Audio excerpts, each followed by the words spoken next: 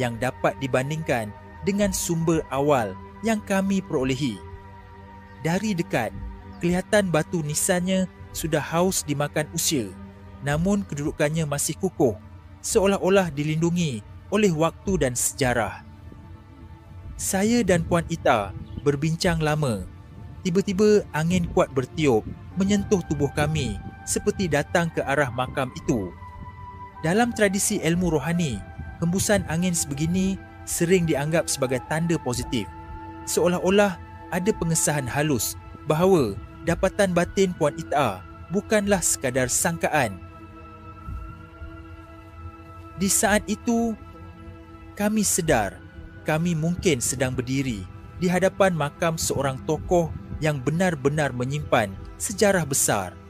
Makam yang selama ini tidak diketahui sesiapa.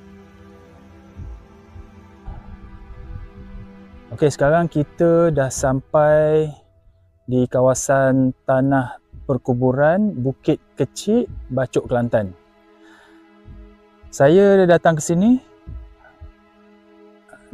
diberitahu ada satu kubur yang dikatakan kubur Aruja Wimala Singa.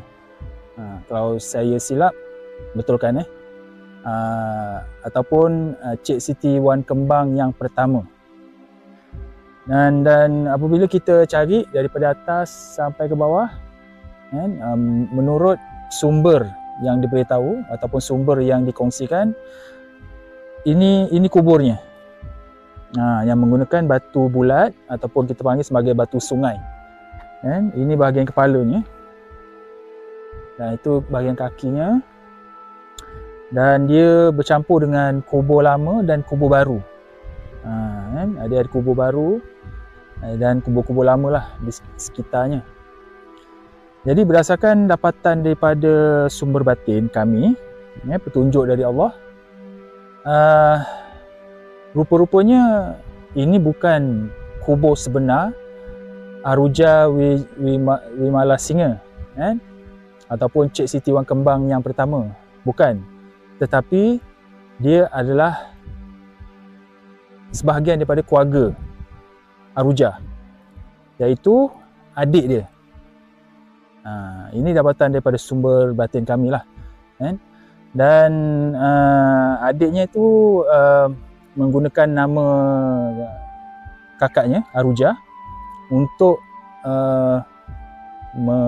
untuk mengelirukan musuh lah. Sebab berperang dengan